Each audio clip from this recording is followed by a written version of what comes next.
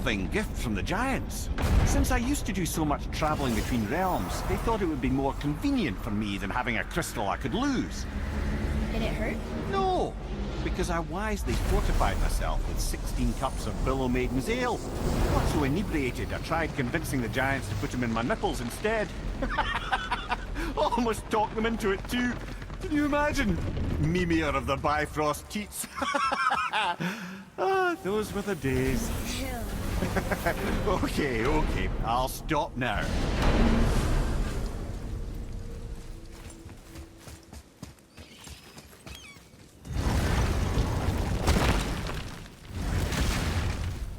Wait, aren't we looking for Brock?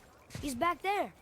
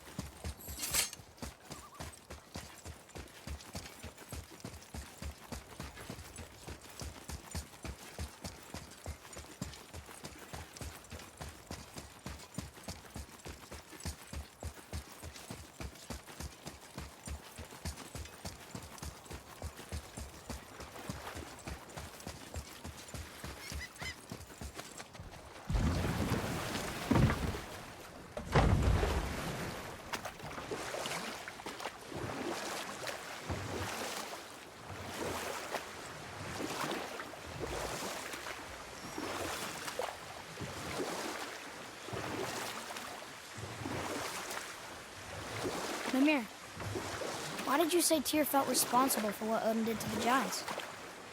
There was an incident shortly after the forging of Mjolnir, when Tyr arranged a diplomatic meeting between Odin and the giant kings.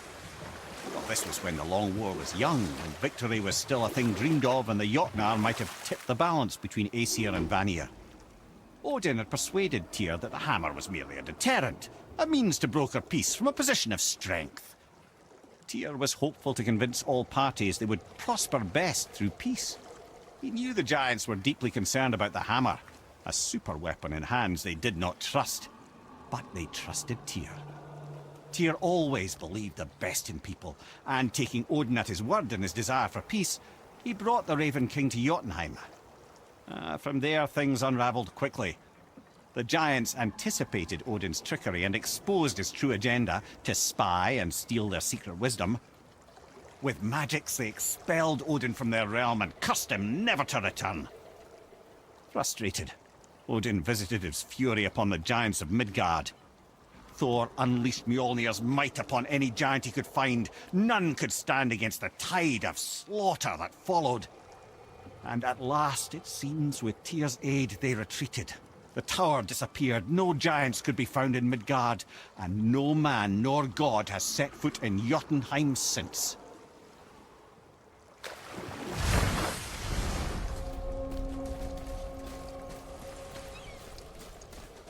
Bothar.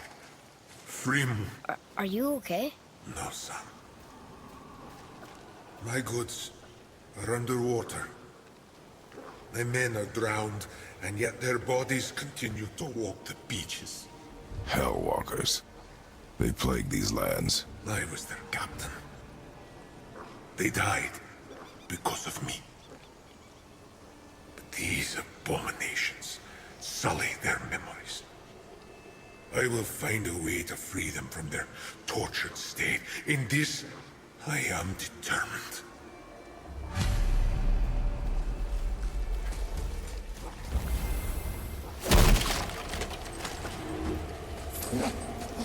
Focus up, boy!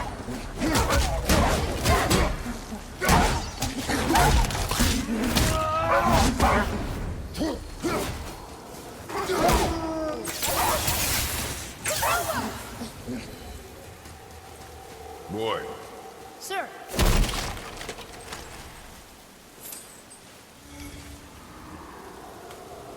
Treasure map. All right.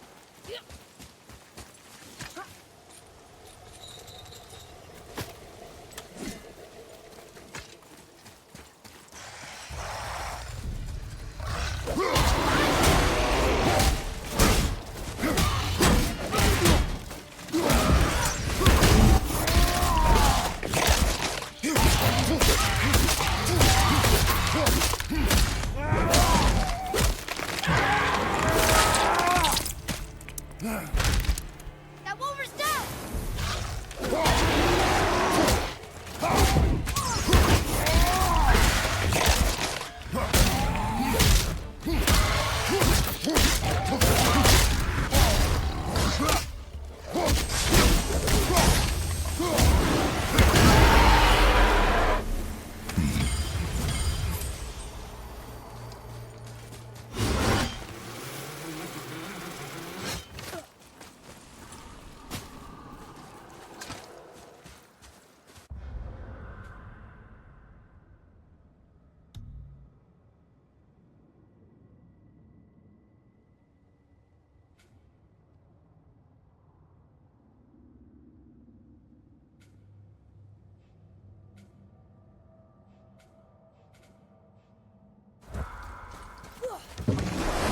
Boy, what a sad story.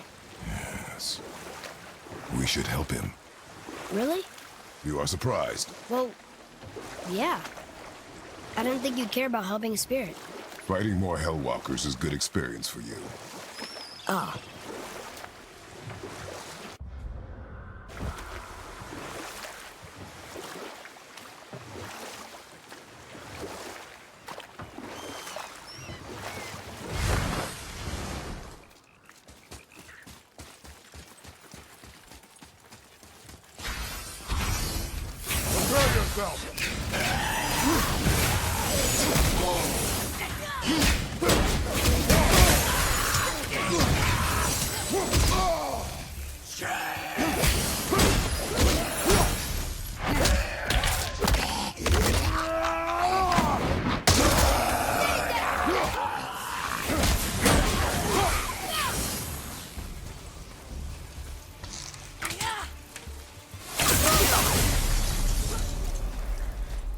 those guys part of his crew? That's a tough crew. And all were his responsibility. That's a lot of responsibility. Does it frighten you? Responsibility. Oh, no. I don't think so. I mean, I think it used to, but not as much anymore. Why is that? Well, being out here, with you, makes me feel more grown up.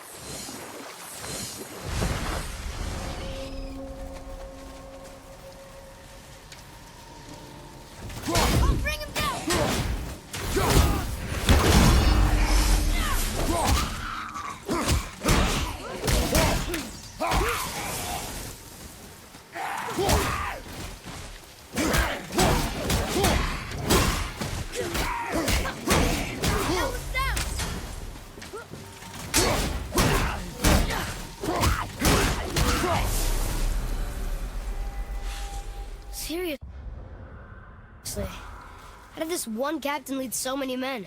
He had their loyalty, so they followed. And then they all died. He must have been a bad leader. Why do you think that? Well, he led all these men to their deaths. True. But these men chose to follow.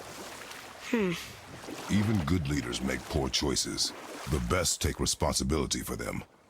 Remember this.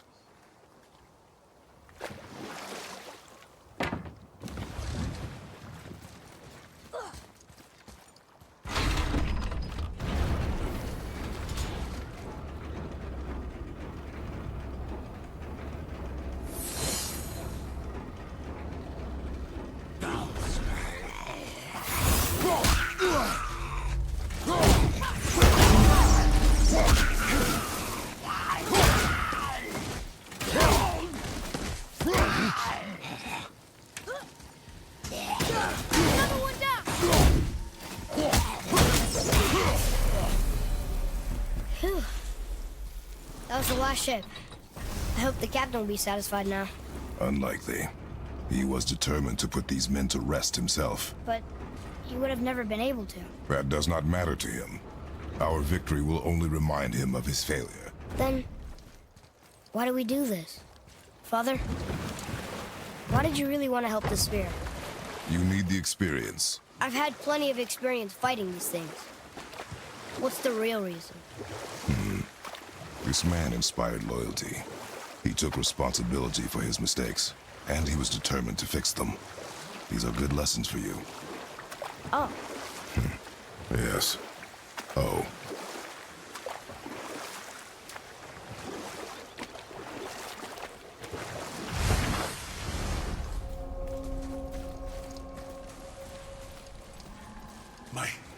My men are...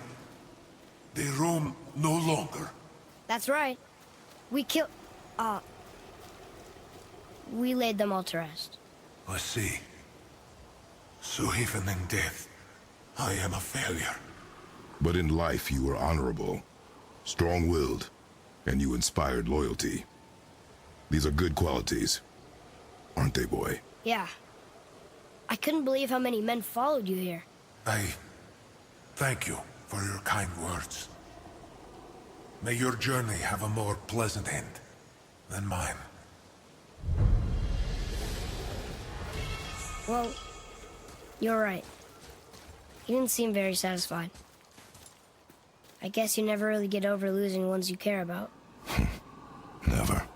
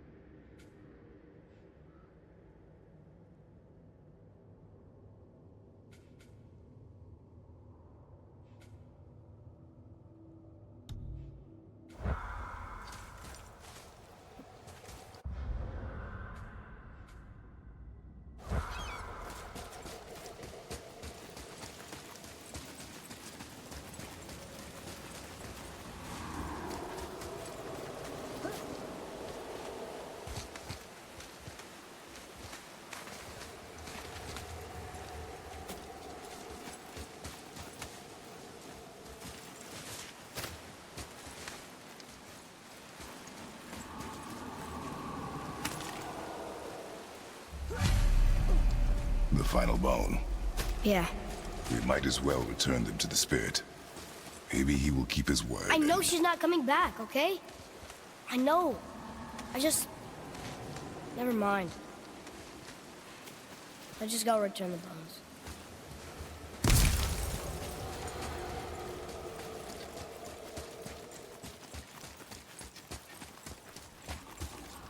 I wonder why Goldie's bones are all over the place. Desecration, typically. Pieces of scattered corpse make for a piss-poor soul. No hope for Valhalla or Helheim when your arm's on one beach and your head's on another. Why not ask the spirit? I'm sure he will be forthcoming with answers.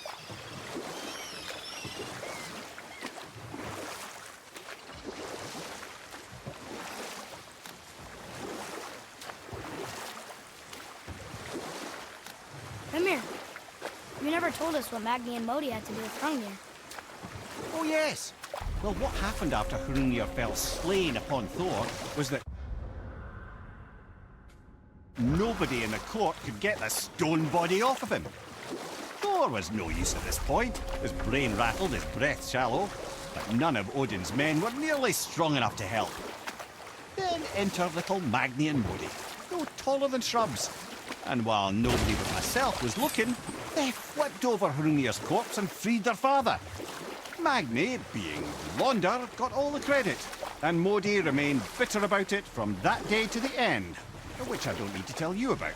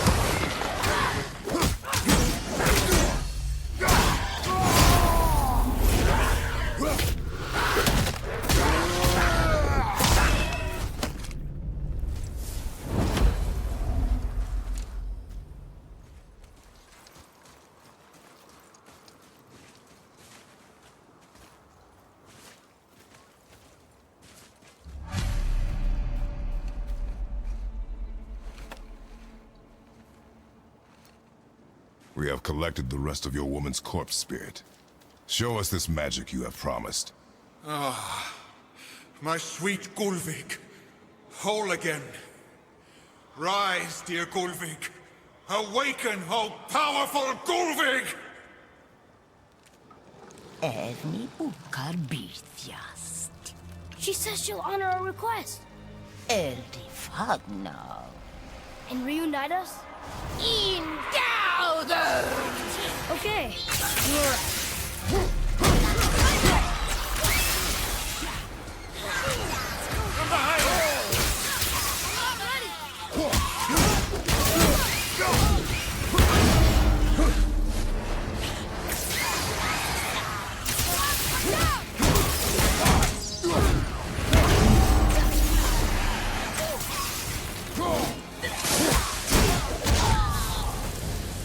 All right, say it. I told you so. I told you so. You are naive, foolish boy. This is true as well. But do not take your disappointment out on me, boy. Take it as a lesson. Yes, sir.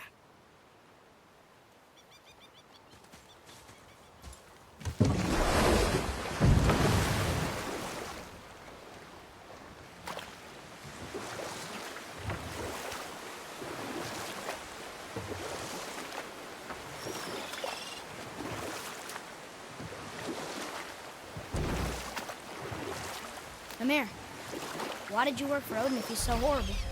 It's my career! And if you mean to make your career as a counsellor to kings, you can't very well rule out petty maniacs. Available positions are scarce enough. My first master was a cruel piece of work as well, but I learned through him the enduring power of wit, which served me well with kings and gods alike. I couldn't have been much older than you when I started. A fairy king's errand boy and unofficial jester. By night, my mates and I had the run of the forest. Good fellows, they called us. Knavish sprites to the last. We'd get up to all manner of mischief, making fools of the local mortals. But as long as our lord was kept amused, we were spared the consequences. And one day he was not amused.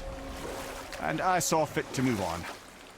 Thankfully, the ages and roads travelled since then have turned me from that merry wanderer into the paragon of virtue you see before you today.